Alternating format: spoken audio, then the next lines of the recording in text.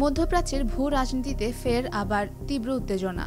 Operation rising lion নামে ইসরায়েলের সামরিক অভিযান ইরানের বিরুদ্ধে শুরু হবার পর থেকেই বিশ্বজুড়ে বেড়েছে অনিশ্চয়তা। পাল্টা প্রতিক্রিয়ায় ইরান অপারেশন 2 প্রমিস 3 নামে অভিযান হাতে নিয়েছে, যেখানে মধ্যপ্রাচ্যের উত্তেজনা ক্রমশ গাঢ় হচ্ছে।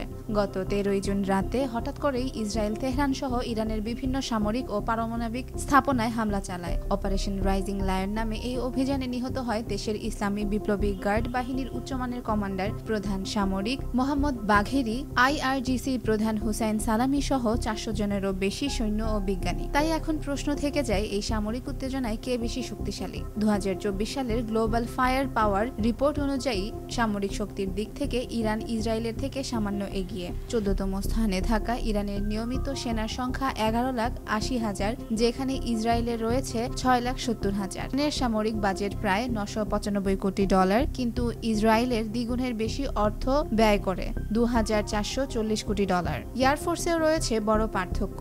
ইরানের মোট সামরিক বিমানের সংখ্যা 551, যার মধ্যে 186টি যুদ্ধ বিমান। ইসরায়েলের বিমান সংখ্যা 612টি, যাদের মধ্যে যুদ্ধ বিমান 241টি। ইসরায়েলের অ্যাটাকিং হেলিকপ্টারের সংখ্যা 48, যা ইরানের 13টির থেকে বেশি। তবে পরিবহন বিমানে ইরান এগিয়ে, যেখানে রয়েছে 86টি। মাঠ যুদ্ধের জন্য অপরিহার্য ট্যাঙ্ক ও সাজোয়াজানেও ইরান এগিয়ে। ইরানের ট্যাঙ্কের সংখ্যা প্রায় 2000 এবং সাজোয়াজান 65,000-এরও বেশি। ইসরায়েলের আছে যথাক্রমে 1370 ও 43,000। আর্টিলারি ও রকেট সিস্টেমেও ইরানের আধিপত্য চোখে পড়ার মতো। নৌবাহিনীতেও ইরান এগিয়ে আছে। 101টি যুদ্ধ জাহাজ, যার মধ্যে 60টি ফ্রিগেট এবং 21টি টহল জাহাজ রয়েছে ইরানের। ইসরায়েলের যুদ্ধ জাহাজের সংখ্যা 67টি, তবে কোনো ফ্রিগেট নেই। সাবমেরিন ফ্লিটেও ইরান এগিয়ে রয়েছে 19টি সাবমেরিন নিয়ে, যেখানে ইসরায়েলের মাত্র 5টি। পারমাণবিক অস্ত্রের ক্ষেত্রে ইসরায়েল বিশ্বের এক অন্যতম গোপন শক্তি। যদিও ইরানের কাছে আনুষ্ঠানিক পারমাণবিক অস্ত্র নেই, আন্তর্জাতিক মহল উদ্বিগ্ন